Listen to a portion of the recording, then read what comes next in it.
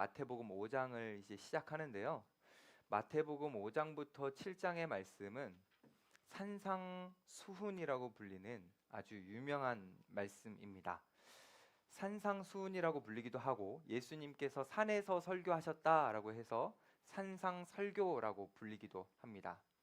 이 마태복음 5장부터 7장의 이 내용은 여러분들도 잘 아시겠지만 워낙 유명해서 예수님을 믿지 않고 교회를 다니지 않는 사람들도 잘 아는 말씀입니다. 아주 유명한 말씀이죠. 이렇게 이야기하는데 나는 모르겠다라고 하는 표정들이 있는 것 같기도 하지만 괜찮아요. 이제부터 하면 되니까. 저는 여러분들과 올 연말까지 이 5장부터 7장에 있는 내용을 자세하게 하나하나 뜯어보면서 예수님께서 설교하신 부분의 그 내용이 무엇인지를 자세하게 살펴보려고 합니다. 왜냐하면 이 산상수훈이라고 불리는 이 말씀은 구약과 신약의 요약이라고 할 수 있는 아주 중요한 말씀이기 때문입니다. 그래서 저와 여러분들이 이 말씀을 하나하나 묵상해보고 씹어 삼켜보면서 그 산상수훈이라는 예수님의 직접적 설교 메시지가 우리의 머릿속에 지식으로 남는 것이 아니라 그게 우리의 마음까지 이렇게 내려와서 우리가 예수님을 조금 더 닮아가고 그래서 예수님을 닮은 모습으로 조금 더 사랑하게 되어서 우리 모두 다 일상 속에서 더 많은 행복들을 누려갔으면 좋겠습니다. 아멘이시죠? 좋아요. 본격적으로 한번 해보죠. 우리 이제 복습을 한번 해볼 건데 예수님께서 공생애를 시작하시면서 하나를 외치셨습니다. 그게 뭐냐면 천국이 가까이 왔다. 예수님은 천국이 가까이 왔다라고 선포하신 이후에 공생애를 시작하셨는데 시작하시면서 몇 명의 제자를 부르셨죠? 이렇게까지 해주는데 몇 명이죠? 4명의 제자를 부르셔서 그들이 따라할 수 있도록 몇 가지를 하셨죠? 네, 기억해 봅시다. 첫 번째는 가르치시고 전파하시고 치유하시는 사역을 보여주심을 통해서 제자들이 그것을 따라할 수 있도록 해주셨습니다. 그래서 그 예수님의 치유 사역에 매료된 많은 사람들이 예수님에게 나와서 많은 무리들이 예수님을 따랐습니다. 그들은 예수님이 3가지 사역을 하시는데 그 3가지 모두에게 관심을 갖지는 않았지만 치유 사역에만 관심을 가졌지만 예수님은 그들을 불쌍히 여기셔서 그들 한 사람 한 사람을 다 치유해 주셨는데 근데 치유해 주시면서 그들을 더 불쌍히 여기셔서 그들에게 치유라는 선물 외에 다른 선물을 주시고자 그 모든 무리들을 이끌고 산으로 가셨습니다. 그 무리는 일반적인 내가 치유되고 내가 원하는 몸이 회복되는 것을 느끼면 행복할 거라고 여겨서 그것만 바라고 있었는데 예수님은 그들이 원했던 행복보다 더 큰 행복을 주시기 위해서 그들은 생각하지도 못했던 것을 예수님께서는 주시기 위해서 그들을 산으로 데려가시는 거죠. 이 산은 갈릴리 호수가 시원하게 보이는 산이었습니다. 자, 우리 조금 아까 읽어봤던 1절과 2절 말씀을 다시 한번 읽어볼까요? 시작. 예수께서 무리를 보시고 산에 올라가 앉으시니 제자들이 나온지라 입을 열어 가르쳐 이르시되. 이 모습을 딱 보면 지금 무리를 끌고 가셔서 무리들은 산 아래쪽에 이렇게 다 펼쳐져서 있겠고 예수님은 그들을 두고 산 위로 올라가셔서 그들에게 가르치기 좋은 자리를 찾아보시다가 하나의 포인트를 정하시고 그곳에 예수님께서 앉으셨습니다. 근데 여기에서 앉으셨다라는 표현이 중요한데 왜냐하면 예수님께서 앉으셨다라는 것은 그냥 편안한 자세를 취하셨다라는 게 아니라 이것은 자신의 권위를 나타내려는 의도적 행동이기 때문입니다. 왜냐하면 당시 문화적 배경에서 랍비들, 가르치는 사람들은 그 권위를 나타내기 위해서 앉아서 했거든요. 그래서 이 전통이 지금까지 이어져서 로마 카톨릭의 교황이라는 사람도 교서를 내리고 무엇을 읽을 때 항상 앉아서 합니다. 그 앉는 게 권위를 보여주는 것이기 때문이에요. 제가 어제 토요일 날 청년들과 함께 양육을 했거든요. 저도 앉아서 했습니다. 왜냐하면 힘들어서요. 저는 권위를 나타내고 싶은 마음은 1도 없습니다. 그냥 오래 서 있으면 힘들어서 저는 그냥 앉아서 했어요. 그런데 저와는 다르게 예수님은 의도적으로 앉으셨습니다. 어떤 의미냐면 이제부터 내가 전하는 메시지는 하나도 놓쳐서는 안 된다. 아주 중요한 메시지다. 예수님은 그거를 의도적으로 앉음을 통해서 보여주시는 거예요.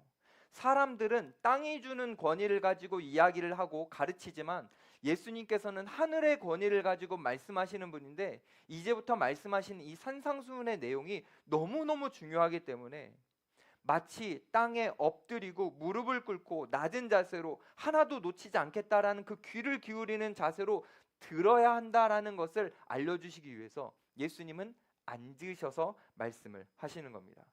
그러니 우리 청년들도 이제 오늘부터 시작해서 연말까지 이 마태복음 5장부터 7장의 산상수훈의 메시지가 여러분에게 선포되어질 때 하나도 놓치지 않겠다라는 그 굳은 심정을 가지고 정말 예수님을 향해 사모하는 그 마음을 가지고 여러분들이 들으셨었으면 좋겠습니다.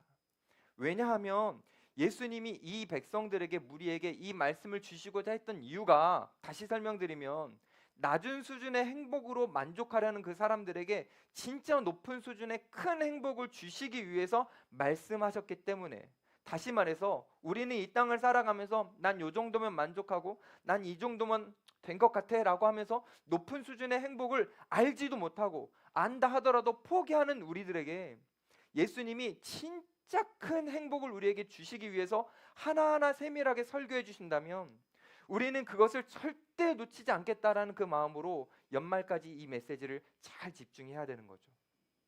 물론 제 설교를 잘 들어달라는 건 아니고 이 메시지가 얼마나 중요하냐면 이 메시지를 이렇게 표현하기도 합니다. 산에서 들려주는 이 산상수훈을 복음 중에 복음이다. 왜냐하면 이 산상수훈의 메시지의 내용의 핵심은 천국이 무엇인지를 알려주는 것이고 천국 백성이 누구인지를 알려주는 것이고 그래서 천국 백성은 이 천국을 어떻게 누리는지를 알려주는 것이기 때문에 복음 중에 복음입니다. 저는 여러분들과 오늘 잠시 그 다음 주부터 이어질 이 산상수훈을 요약본으로 잠시 나누겠지만 그 요약을 여러분들이 한 문장으로 이 산상수훈을 한 문장으로 여러분들도 말씀하실 수 있는데 혹시 산상수훈을 요약해서 한 문장으로 말씀하실 수 있는 분? 여러분 다 알고 있는 거예요. 계명을 딱 압축해가지고 한 문장으로 말하면 뭐죠? 하나님을 사랑하고 이웃을 사랑하라. 맞아요, 그거예요. 지금 이제부터 예수님께서는 하나님을 사랑하고 이웃을 사랑하라, 특별히 이웃을 사랑하라를 집중적으로 말씀하실 건데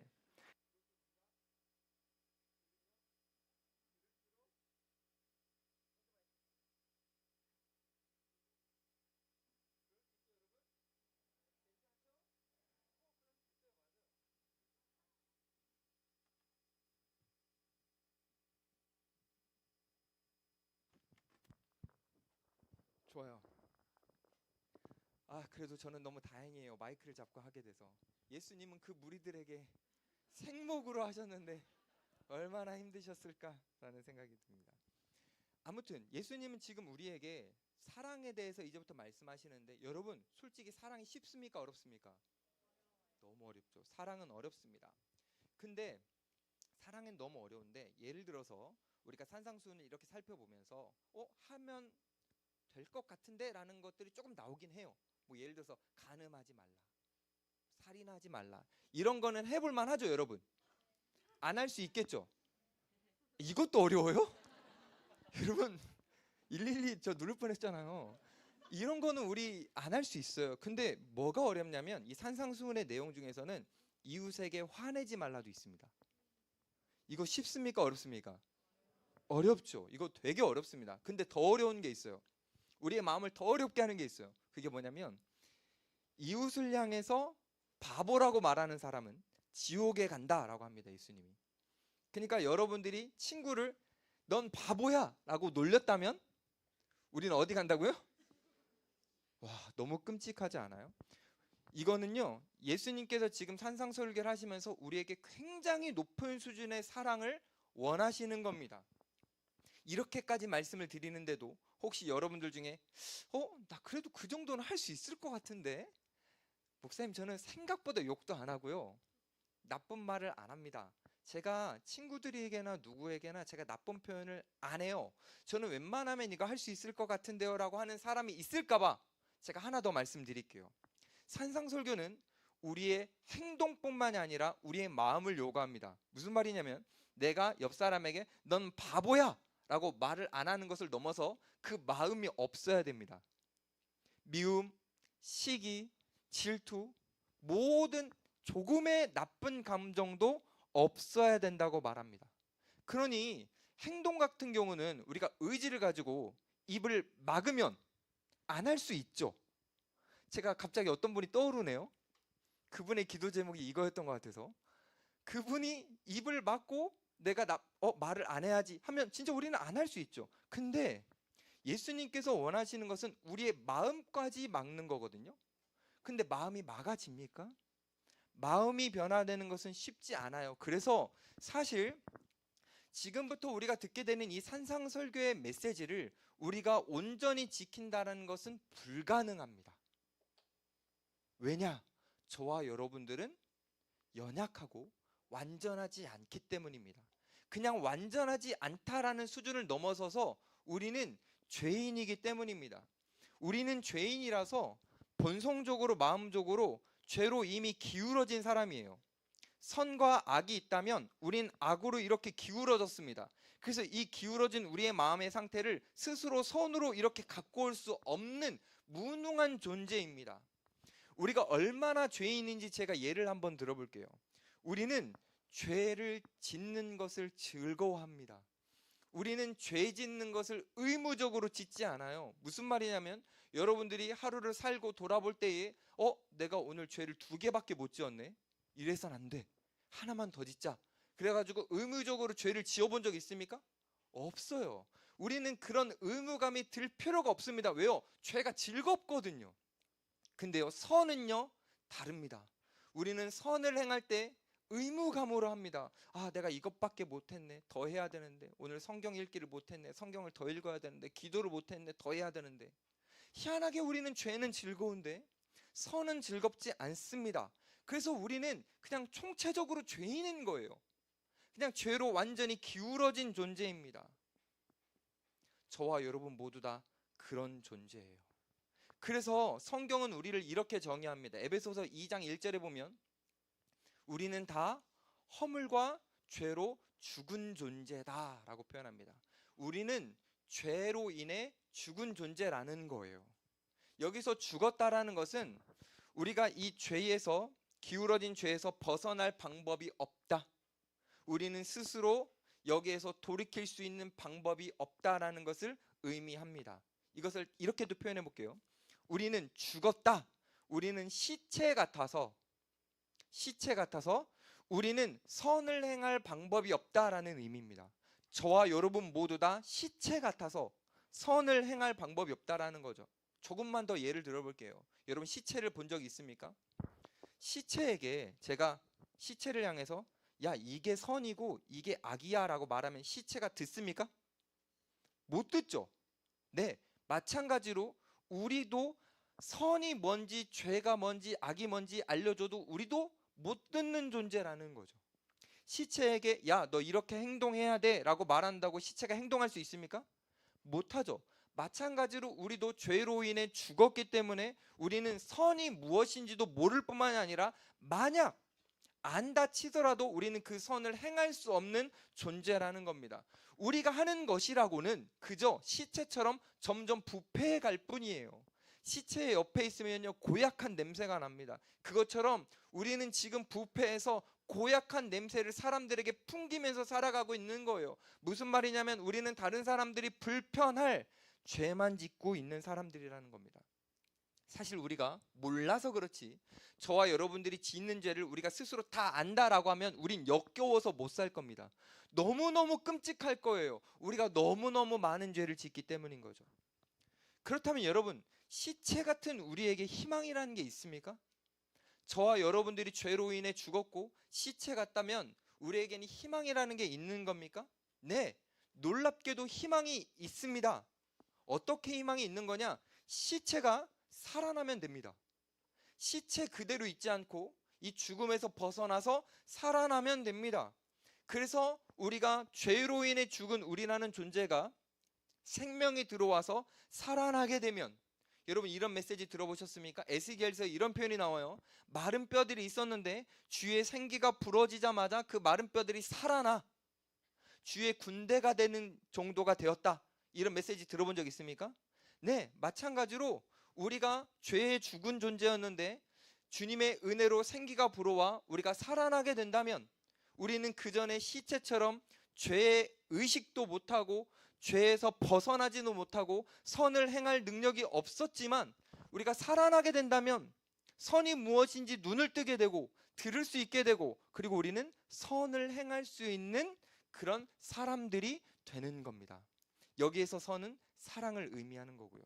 다시 여기까지 좀 정리해 보면, 우리 인간이라는 존재는 죄로 인해서 죽은 존재인데 예수님과 함께 다시 살게 되면 우리는 사랑을 해야 한다라는 것이 의무감처럼, 죄에 이렇게 가가지고 사랑을 해야 되는데 난 못해 라는 의무감처럼 오는 것이 아니라, 우리가 예수님과 함께 다시 살아나는 순간 그 의무감이 아니라 사랑이 내 안에 들어와서 내재되어서 사랑이 자연스럽게 표현되고 되는 그런 일들이 우리 안에 일어나게 된다.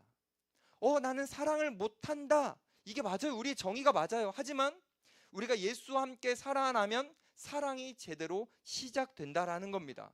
결국 이렇게 되기 위해서는 시체 같은 존재에게 조그마의 변화가 필요한 것이 아니라 총체적인 변화, 다시 말해서 거듭남이라는 게 필요하죠.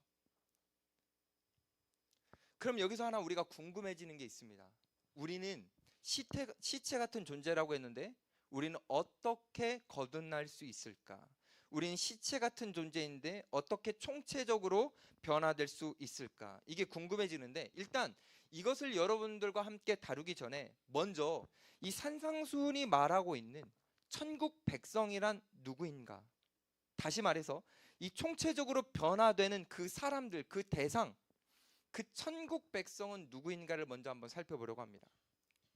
천국 백성이 누구인지 알려면 천국이 뭔지 알아야겠죠. 근데 여러분들은 천국이 뭔지는 아시죠? 우리 이 청년 이부 예배의 말씀 속에서 가끔씩 제가 천국이 뭔지는 언급했습니다. 그래서 한번 퀴즈를 한번 드려볼게요. 천국이 뭐죠? 네, 그렇죠. 천국은 우리가 죽으면 갈 장소입니까?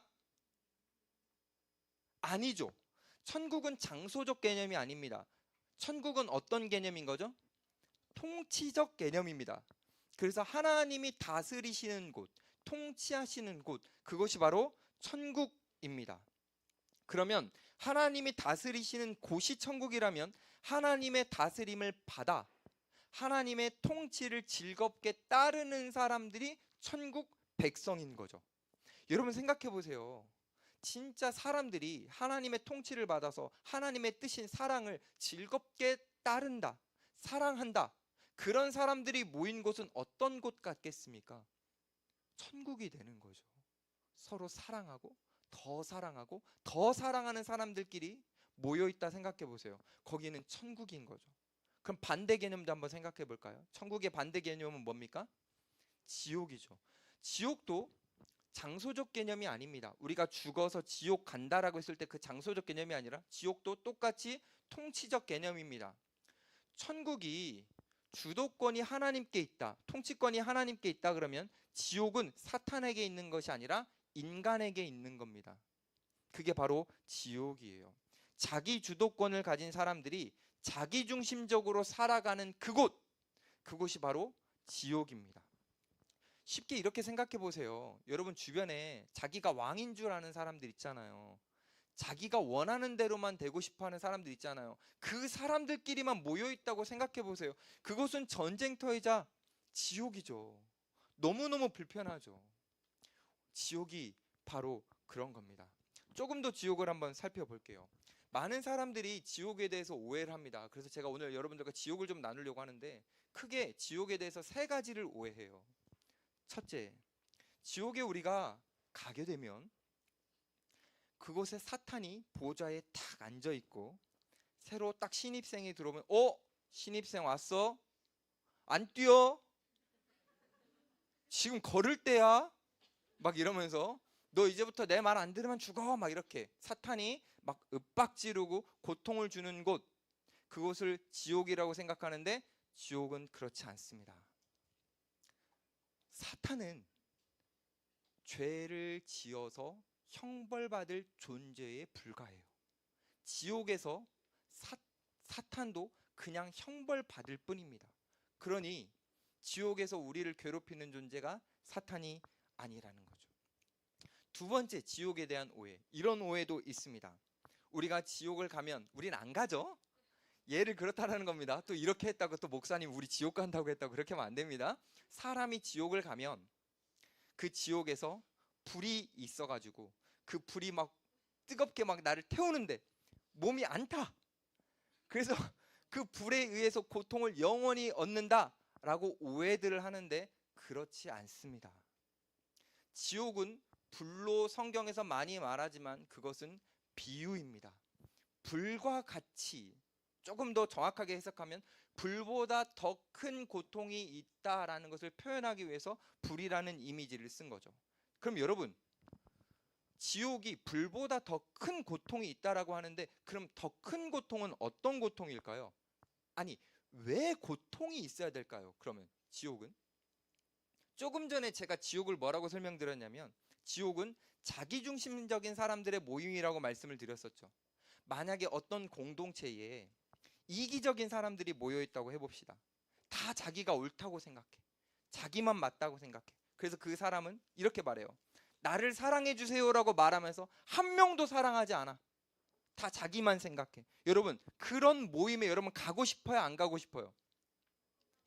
안 가고 싶죠? 그런 사람들끼리 모여있기 때문에 그곳은 고통인 겁니다. 그냥 불이 필요 없어요. 거기는 그런 사람들끼리 모여있으면 너무너무 큰 고통인 겁니다. 조금 더 예를 들어볼게요. 지금은요, 하나님께서 일반 은총이라는 걸 주십니다. 무슨 말이냐면 햇빛, 공기, 선하신 하나님의 역사의 섭리, 이거는요 예수님을 믿든 안 믿든 모두에게 주어집니다. 그래서 사실 사람들은 죄로 기울어져 있지만 이 일반 은총 때문에 사람들이 유하게 살아가는 편이에요. 근데요, 지옥은요 이 일반 은총이 없어집니다. 자기중심적이고 이기적인 사람들이 그 하나님의 일반 은총이 없어져서 더 사악하고 이기적으로 됩니다. 자기밖에 모르는 거죠. 그러면 그 사람들끼리 모여있는 곳은 그냥 지옥이죠. 불을 능가하는 고통이 있을 것 같습니다. 상상도 안 되는 거죠. 지옥에 대한 세 번째 오해가 있습니다. 그게 뭐냐면 하나님이 사람들을 지옥으로 보내신다라는 오해입니다. 그렇지 않아요.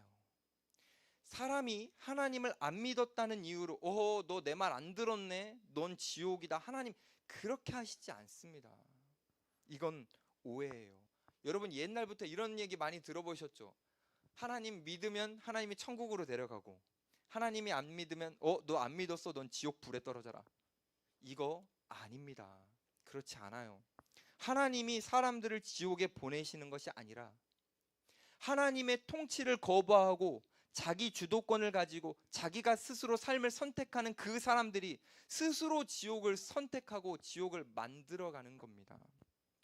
자기가 왕인 사람들, 여전히 자기 주도권을 내어놓지 못하는 그 사람들이 자기의 주도권을 뺏기지 않으려고 하나님의 통치를 받아들이려 하지 않기 때문에 지옥 안에 머무는 것이죠. 여전히 자기가 계속 결정하고 싶고 자기가 여전히 판단하고 싶고 자기 위주로 삶이 돌아갔으면 좋겠고 자기가 원하는 대로 다 풀렸으면 좋겠어서 그 사람은 자기가 원하는 방식대로 되기를 원하기 때문에 자기가 지옥에 머무는 겁니다. 그래서 어떤 신학학자가 이렇게 말했어요. 지옥의 문은 밖에서 잠긴 것이 아니라 안에서 잠긴 것이다. 자기가 안 열고 나오는 거죠. 내가 선택하고 내가 원하는 대로 사는 삶이 편하고 그것이 안정적이고 그것이 좋다고 여기거든요. 그러니까 끝까지 그 사람은 자기 결정권을 포기할 수 없어서 지옥에서 나오지 못하는 겁니다. 결국 나중에 이 기회가 끝나고 이 하나님을 알 수 있는 이 계시의 기간이 끝나고 이 기간이 완전히 사라진 다음 지옥에 있는 사람들은 하나님을 알 길이 없어서 그 하나님의 통치를 받을 수가 없어서 영원히 그 사람들은 자기 주도적으로 이기적으로 고통 속에서만 살아가게 되는 거죠. 자, 여러분, 우리는 오늘 지옥을 잠시 살펴봤습니다. 지옥은 이런 거예요. 이기적인 사람들이 모여 있는 곳이 바로 지옥입니다. 그렇기 때문에 사실 지옥은 우리 가까이에 있는 겁니다. 우리 멀리 있지 않아요. 여러분 주변을 한번 생각해 보세요. 지금 한번 떠올려 보세요. 여러분 주변에 이기적인 사람 있습니까? 자기만 하는 사람 있습니까? 자기중심적인 사람 있습니까? 끝까지 자기가 모든 것을 권한을 가지고 결정하려는 사람들이 있습니까? 네, 그런 사람들이 있는 곳이 바로 지옥입니다. 충격적인 것은 이 지옥과 같은 모습은 교회에도 있습니다. 신앙생활 좀 오래 했다고 쉽게 판단하고, 자기 성경 좀 읽었다고 성경 안 읽는 사람들 정죄하고, 자기 술 안 먹는다고 술 먹는 사람 정죄하고, 자기 연애 좀 깨끗하게 한다고 연애 깨끗하게 못하는 사람 정죄하고, 비난하고 비판하고, 교회 안에서도 사랑보다 비판과 불평이 더 많은 사람들, 그 사람들이 있어요. 그 사람들은 여전히 지옥과 가까운 겁니다. 자기중심적인 생각을 가지고, 그게 신앙이라는 착각을 가지고 쉽게 정죄하고 판단하는 그 사람들이 공동체 안에 모여 있다면 그것은 지옥이겠죠. 어쩌면 내가 이기적이고 자기중심적인지 몰라서, 이 의식조차 없어서 그냥 그렇게 계속 살아가고 있다면 그 사람이 천국을 누리는 것은 불가능한 겁니다. 내가 지옥을 만들고 내가 지옥 속에 들어가서 문을 잠그고 있는데 어떻게 그 사람이 천국을 누릴 수 있겠냐고요. 그냥 지옥을 경험할 뿐인 거죠. 사랑하는 여러분, 자기중심적이고 이기적인 그런 태도와 마음이 변하지 않고 그냥 좋은 환경에서 살았으면 좋겠다, 좋은 아파트, 좋은 직업, 좋은 사람들 만나가지고 그 사람들과 함께 살았으면 좋겠다, 네, 그렇게 산다고 쳐봅시다. 그러면 천국이 됩니까? 아니요. 자기중심적인 태도와 이기적인 마음에서 벗어나는 것이 지옥을 탈출하는 겁니다. 예수님은 지금 그걸 말씀하시는 거예요. 여러분 중에 혹시 지금 진짜를 한번 떠올려 보세요. 직장 상사든지 누구든지 진짜 이기적이고 말이 하나도 안 통하는 사람, 진짜 고집불통이고 막 답답하고 소통 1도 안 되는 사람, 지금 한번 떠올려 보세요. 누가 있는지 떠오르는 사람 있습니까? 그 사람을 딱 생각할 때 여러분 어떤 감정이 생각나세요? 어떤 감정이 드세요? 너무 좋다, 사랑스러워, 이러진 않죠. 지금 마음속에 불편함과 고통과 아픈 이런 감정들이 여러분 안에 막 들어오죠. 주변에 다 좋은 사람만 있구나, 그런 사람이 있을 수 있어요. 근데 여러분 그때 뭘 생각해야 되냐면, 그 내가 지금 불통적인 사람을 보면서 고통스러워하고 답답해하는 이 감정을 하나님의 감정으로 이해하면 됩니다. 왜냐하면 하나님이 우리를 보시면서 그 감정을 가지시거든요. 너무 답답해하는 거예요. 소통이 안 되니까. 맨날 기도는 하려고는 하는데 다 자기 것만 말해. 성경을 읽고 신앙생활을 하고 봉사를 하는데 다 자기중심적이고 자기를 위한 거야. 하나님이 우리를 바라보실 때 그 답답하고 소통 안 되는 그 감정을 겪으실 수 있는 거죠. 결국 제가 여러분들에게 지금 무슨 말씀을 드리는 거냐면, 우리가 지옥을 만들고 우리가 그 지옥 안에서 머무는 사람이라는 겁니다. 우리가요. 그렇다면 아까처럼 다시 돌아가 볼게요. 시체 같은 우리, 지옥 안에 있는 우리가 과연 희망이 있을까요? 정말로 우리가 천국을 누릴 수 있을까요? 정말 우리가 예수님이 원하시는 천국과 같은 그 삶을 살 수 있을까요? 네, 살 수 있습니다. 왜냐? 예수님은 지금 지옥과 같은 삶을 살고 있는 그 무리들을 향해서 진짜 천국을 소개해 주시고 주시려고 그들을 산으로 이끌고 가시기 때문입니다. 예수님은 그들에게 야, 너네는 이거 못 누릴 거야, 안타깝다, 쯧쯧쯧 이러시면서 말씀을 주시는 것이 아니라 진짜 이 무리에 있는 사람들이 천국을 누릴 수 있도록, 이 지옥에서 벗어날 수 있도록 기대를 가지고 희망을 가지시면서 예수님이 말씀하시는 겁니다. 그래서 예수님이 산으로 데려가셔서 그들에게 천국이 무엇인지를 알려주세요. 천국이란 너희들이 원하는 대로 되는 것이 천국이 아니라, 그게 천국이 아니라 예수님이 이제부터 말씀하실 사랑, 그 수준 높은 사랑, 그 수준 높은 사랑을 통해서 행복을 누려가는 것이 바로 천국이다. 예수님이 그걸 말씀하시는 거예요. 근데 이 당시 사람들은 그걸 모릅니다. 무슨 생각만 하냐면, 그저 내가 원하는 거 빨리 이루어졌으면 좋겠다. 내가 지금 몸이 아픈데 이거 빨리 해결됐으면 좋겠다. 특히 많은 사람들은 로마의 압제 가운데 있었기 때문에 로마의 공격과 핍박으로부터 벗어나고 싶었어요. 해방되기를 바랬어요.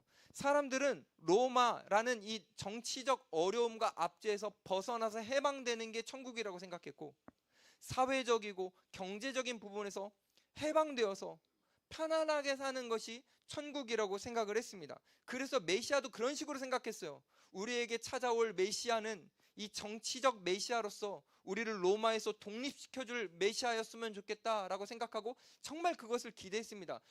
그 당시 사람들은요, 이게 구원이고 이게 천국이라고 생각했어요.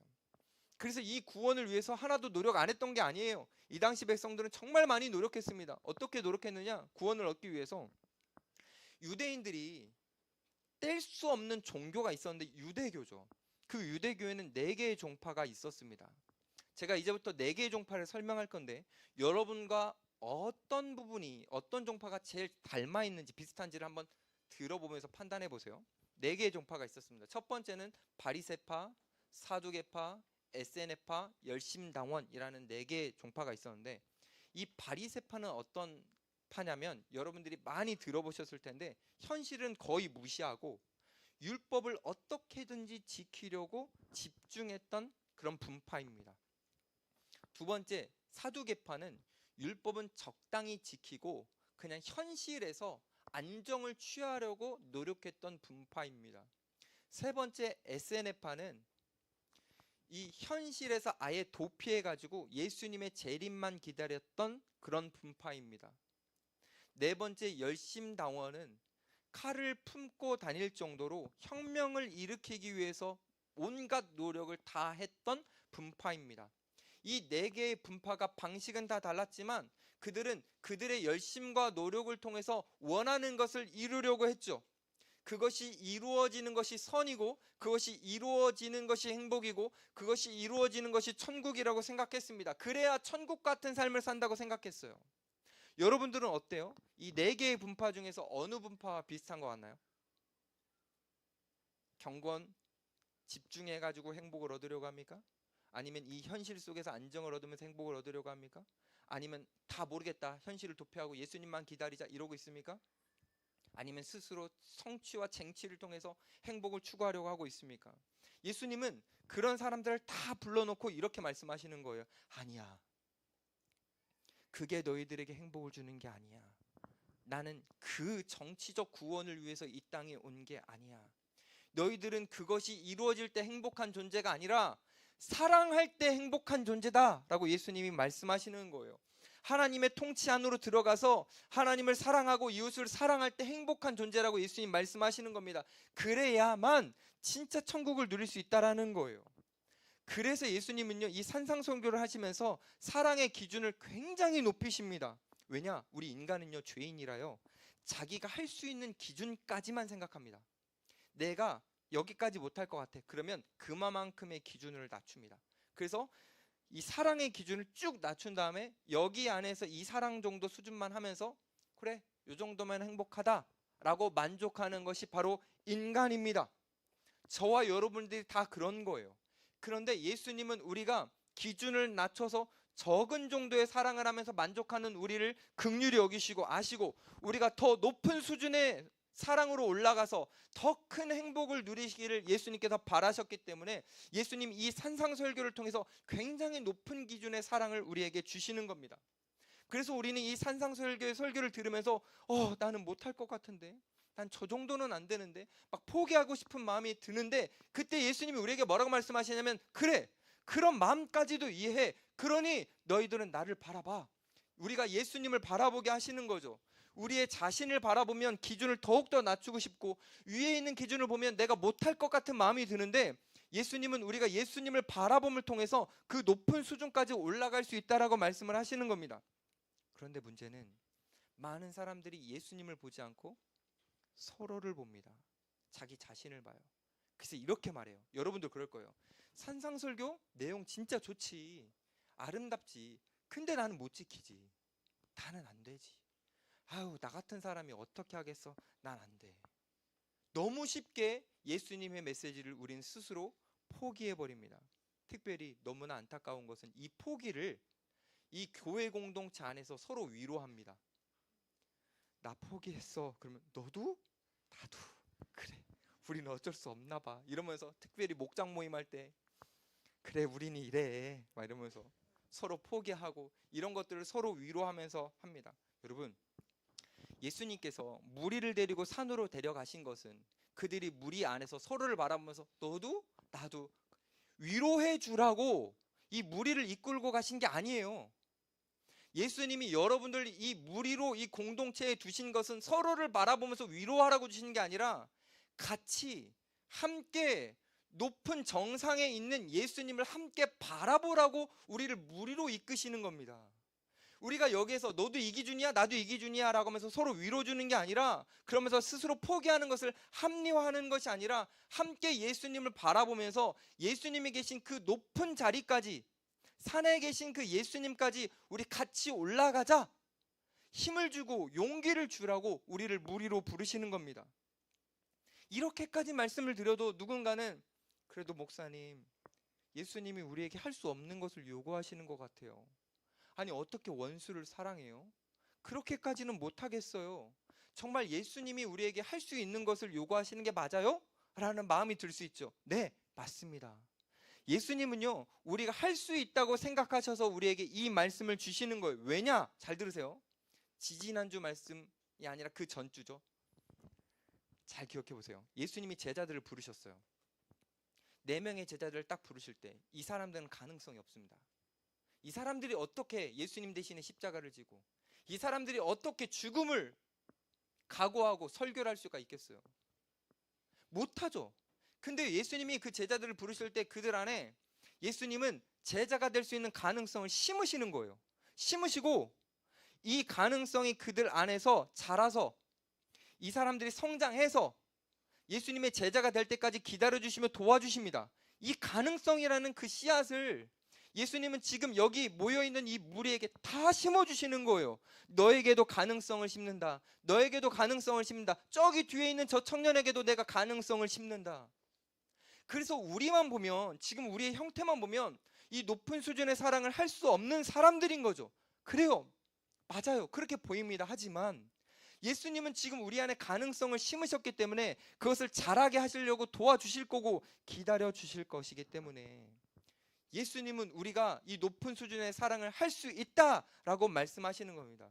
예수님은 지금 여러분들 향해서 기대하고 계세요. 너희들은 높은 수준의 사랑을 할 수 있다. 내가 할 수 있게 할 거다. 너희들은 이 높은 수준을 통해서 지금까지 누려보지 못했던 행복을 누려갈 거다. 내가 그렇게 만들겠다. 예수님이 지금 우리에게 그런 도전을 주시는 겁니다. 예수님이 정말 이 시대의 청년들에게 원하시는 것은 바리새파처럼 인위적으로 율법을 지키고 인위적으로 경건 생활하는 거, 그거 아닙니다. 예수님이 정말 여러분들에게 원하시는 것은 사두개파처럼 현실 안에서 안주하면서 그래 어쩔 수 없어, 세상에 요것 정도는 타협해야지 라고 하면서 살아가는 거, 그거 원하시는 거 아닙니다. SNF파처럼 에라 모르겠다, 나 직장도 때려치고 그냥 예수님 오실 날만 기다려야겠다, 사랑이고 뭐고 어려운데 그냥 예수님이나 기다려보자, 이것도 아닙니다. 열심당원처럼 청년들이 내가 뭔가를 해보겠어, 이뤄보겠어, 여러분의 스스로의 힘으로 해보려고 노력하는 것도 아닙니다. 예수님이 정말 원하시는 것은 그것이 아니라 예수님을 바라보면서 예수님이 원하시는 그 높은 수준의 사랑을 여러분들이 한 단계 한 단계 나아가면서 도달해가는 거, 그래서 그 한 단계 한 단계 올라가면서 느끼는 그 행복감, 만족감을 여러분들이 누리고 이게 천국이구나 여러분들이 느끼기를 예수님이 원하십니다. 이것을 원하셨던 예수님은요, 아세요 여러분들을, 우리가 얼마나 죄로 기울어져 있는지, 우리가 얼마나 시체같이 사랑할 수 없는 존재인지 아십니다. 그래서 여러분 아시잖아요. 예수님이 승천하신 이후에 성령님을 보내주셔서 시체 같은 우리에게 생기를 불어넣어 주셔서 우리가 그 성령님을 통해서 사랑하지 못할 사람을 사랑하고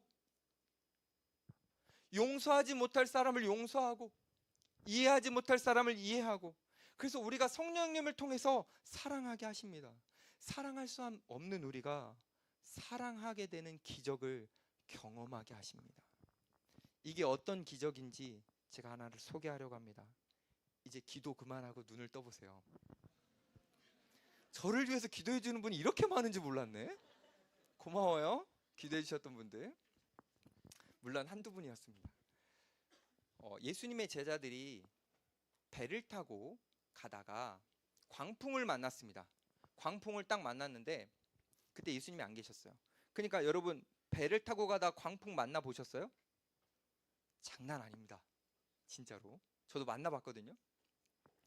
이게 죽음 직전 가는 그런 공포를 느끼게 되는데, 제자들이 그걸 느끼니까 막 혼비백산하고서 어떻게든 살아보려고 막 노력하고 있는데 갑자기 저 멀리서 한 사람 같은 형체가 물 위로 걸어오는 거예요. 그러니까 제자들이 유령인 줄 알고 너무 놀래가지고 막 유령이다 하면서 막 난리가 나는 거죠. 근데 그때 베드로는 그 유령 같은 존재를 딱 보면서 예수님인 걸 알았어요. 와, 예수님이다. 그래서 베드로가 예수님을 향해서 합니다. 뭐라고 말하냐면, 예수님, 저도 예수님에게 가고 싶은데 물 위로 갈 수 있도록 말씀해 주세요. 그래서 여러분 아시다시피 베드로가 어떻게 합니까? 베드로는 물 위를 걸어서 예수님 쪽으로 나아가게 됩니다. 근데 여러분, 베드로라는 인물은요, 어부입니다. 어부는요, 물을 잘 알아요. 인간은 물 위를 걸을 수 없다라는 것을 너무나 잘 아는 사람입니다. 근데 베드로는 뭘 알았냐면, 예수님이라면, 그분이 원하시면 나라는 존재 자체가 사람이지만 이 물 위를 거둘 수 있다라는 것을 알고 믿었어요. 믿었기 때문에 예수님에게 요청했어요.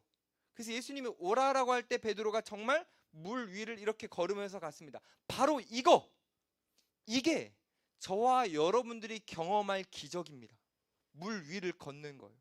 무슨 말이냐면, 여러분과 저는 시체 같아서 사랑을 할 수가 없는 존재예요. 물 위에 걸으려고 하면 빠질 존재죠.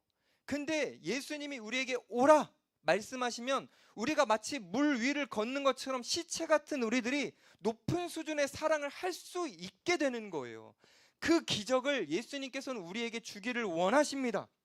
여러분들이 예수님에게 구하고요, 진짜 믿고요, 한 발 한 발 내딛으면 우린 높은 수준의 사랑을 할 수 있는 거예요. 그래서 정말 이렇게 하는 사람들이 있습니다. 주님, 제가 사랑할 수 없는 사람이 나타났는데 제가 사랑할 수 있도록 도와주세요. 주님, 제가 용서할 수 없는 사람이 생겼는데 용서할 수 있도록 도와주세요. 제가 못하는데요, 주님이 도와주시면, 주님이 원하시면 제가 할 수 있습니다. 믿습니다 라고 하고 한 걸음 한 걸음 내딛는 사람들이 있어요. 그래서 지금도 이 21세기에도 물 위를 걷는 믿음의 사람들이 많습니다. 사랑하지 못할 사람들을 사랑하는 사람이 너무 많아요. 예수님은 지금 오늘 여기 앉아있는 청년들에게 이렇게 말씀하시는 거예요. 너희도 걸을 수 있어. 너희도 물을 걸을 수 있어. 너희 사랑할 수 있어. 너희도 사랑을 통해서 행복 누릴 수 있어. 여러분, 베드로가요, 물 위를 이렇게 걸을 때 어떤 과학적 지식을 가지고 내가 어떤 방식으로 물 위를 걷는지 알았을까요? 전혀 모르죠. 모르는데 걷는 거예요. 마찬가지예요. 우리가요, 예수님을 믿고요, 의지해서 사랑하려고 하다 보면 어느 순간 사랑하게 됩니다. 근데 내가 왜 사랑하게 된지 몰라요. 그거 알 수가 없습니다. 그래서 맨날 그거 물어보면은 그 물 위를 걷고 있는 사람들이 이렇게 말해요. 예수님이 저를 사랑해 주셨어요. 이것밖에 말 못해요. 내가 시체 같았는데 어떻게 사랑하게 되는지 모릅니다. 근데 그 사랑이 됩니다. 어느 순간 우리가 물 위를 걷고 있는 듯한 사랑을 하게 되면서 나의 모습 속에서 놀람을 겪게 돼요. 내가 이기적인 사람들 속에서 내가 이타적인 사랑을 하고 있네. 사람들이, 다른 사람들보다 더 뛰어나고 더 많이 가지고 싶어서 막 사람들이 앞서가려고 할 때 나는 그냥 뒤에서 너희들을 응원할게, 이런 사랑이 되고요. 심지어는요, 사람들이 막 받으려고 하고 더 가지려고 할 때요, 그저 주는 그런 사랑이 자연스럽게 됩니다. 이 되는 모습을 보면서 자기 자신이 흠칫 놀라고, 그리고 이렇게 고백하게 되는 거죠. 주님, 제가 되고 있어요. 주님, 제가 사랑이 돼요. 여러분이 거하는 곳마다 천국의 조그마한 향기들이 막 퍼져나가기 시작하고, 마치 여러분들이 천국을 살고 있는 것처럼 이 땅을 살고 있지만 천국의 영향력을 여러분들이 막 흘려보내기 시작합니다. 그래서 여러분들은 이렇게 표현하게 돼요. 목사님, 제가 구름 위를 걷는 것 같아요. 제가 천국 백성인 것 같아요. 제가 이렇게 사랑할 줄 몰랐는데요, 사랑이 돼요. 그 행복, 그 천국 백성의 삶을 우리가 누려가게 됩니다. 예수님은 여러분 모두가 할 수 없다라는 걸 아셔서 여러분에게 가능성의 씨앗을 심어 주셨으니, 예수님을 정말 여러분 모두가 믿으셔서 구름 위를 걷는 것 같은 그 진정한 높은 수준의 사랑을 여러분 모두 다 하면서 살아가기를 간절히 소망합니다. 예수님이 이 사랑과 이 행복을 주시고 싶으셔서 우리에게 오셨어요. 여전히 이기적이고 자기중심적이어서 지옥 안에 머물면서 나는 왜 이렇게 지옥 같은 삶을 사는 거야? 자기를 바라보지 못하고 여전히 거기 안에 머무는 우리를 너무 불쌍히 여겨주셔서 지옥에 사는 우리를 건지시기 위해서 예수님이 이 땅에 오셨습니다. 예수님은 이 땅에 오시는 정도가 아니라 예수님이 직접 지옥으로 가셨어요. 우리는 사도신경을 통해서 신앙 고백을 하게 되는데, 예수님이 죽으신 지 사흘 만에 부활하셨다라고 고백하는데, 원래 원문에는 죽으시고 지옥에 내려가셨다라고 표현이 되어 있습니다. 이것은 오해하지 마세요. 지옥은 아까 장소적 개념이 아니라 통치적 개념이라고 말씀드렸습니다. 예수님은 십자가에서 죽으심을 통해서 지옥의 본질, 하나님의 통치에서 분리됨, 끊어짐, 그거를 우리 때문에 경험하시는 거예요. 왜냐? 그 하나님과 분리되어 지옥을 살아가고 있는 우리를 건져내시려고. 예수님은 우리를 얼마나 사랑하셨던지, 우리가 하나님에게 벗어나서 이기적으로 사랑하지 못하고 살고 있는 우리를 너무 불쌍히 여기셔서 우리를 그곳에서 건져내시려고 예수님이 직접 지옥에 가셨고, 우리를 이렇게 끄집어내셔서 우리가 다시 사랑할 수 있도록 해주셨습니다. 예수님이 여러분 안에 사랑의 가능성, 그 씨앗을 심어주신 것은 예수님이 너무 많아서 그냥 할 일 없어서 여러분 안에 그냥 너무 편하게 심어주신 것이 아니라, 예수님이 여러분 안에 그 사랑의 가능성을 심어주시기 위해서 죽으셨고요, 지옥까지 선택하셨습니다. 놀라운 희생을 선택하신 거예요. 그만큼 여러분들이 사랑을 통해서 행복을 누리기를 바라셨기 때문이에요. 천국을 누려가기를 바라셨기 때문입니다. 예수님이 여러분에게 이렇게 말씀하세요. 너희가 정말 행복했으면 좋겠다. 너희들이 지금 추구하고 경험하고 싶은 그 행복의 수준을 훨씬 더 넘어선, 너희들이 지금까지 상상하지도 못했던 그 사랑, 그 행복, 너희들이 경험했으면 좋겠다. 내가 너희들에게 사랑의 씨앗, 행복의 씨앗을 심었으니 절대 여기 있는 누구도 한 사람도 예 없이 포기하면 안 된다. 내가 너희들을 포기하지 않을 테니 너희 스스로 너희 자신을 포기하지 말아라. 제발 좀 포기하지 말고 내가 너희들에게 넘치는 사랑을 줄 테니 받아 나눠라. 너희들은 행복할 수 있는 존재고, 잘 들으세요. 예수님이 여러분들에게 이렇게 말씀하십니다. 너희들은 행복해야만 한다. 사랑하는 여러분, 우리 청년들, 세상이 주는 압박이 있죠. 이 사회가 주는, 이 청년들에게 주는 압박이 있습니다. 불안도 심을 거고, 공포도 심을 거고, 염려도 심을 거고, 불행도 여러분의 마음 가운데 막 심을 겁니다. 그러나 잊지 마십시오. 여러분 마음속에 예수님께서 그것을 능가할 수 있는 행복을 심으셨습니다. 그러니 예수님의 손을 붙잡고 예수님을 믿으며 그분을 바라보며 구름 위를 걷는 것처럼 그 사랑의 걸음을 한 걸음 내디드세요. 여러분은 사랑을 통해서 행복할 수 있습니다. 다음 주부터 진행될 본격적인 산상 설교, 그냥 지식으로 듣지 마세요. 아, 예수님이 이렇게 말씀하셨구나 머릿속에 담지 마세요. 가슴속까지 내려오도록 여러분 정말 소화시켜야 되고, 그것을 살아내려고 몸부림치셔야 됩니다. 그러면 여러분 올 한 해 여러분이 가는 곳마다 천국이 되는 그 기적을 경험하게 될 것이고, 여러분들을 예수님이 조금 바꿔주시고 변화시켜 주시는 것이 아니라 총체적으로 바꿔주시는, 거듭나게 해주시는 그 영광을 여러분 모두 다 경험할 것입니다. 저와 함께 이 사랑의 걸음 한 걸음 한 걸음 내딛어 보시겠습니까? 예수님과 함께 천국을 향해 한 걸음 한 걸음 내딛어 보시겠습니까? 예수님 믿고 같이 갑시다.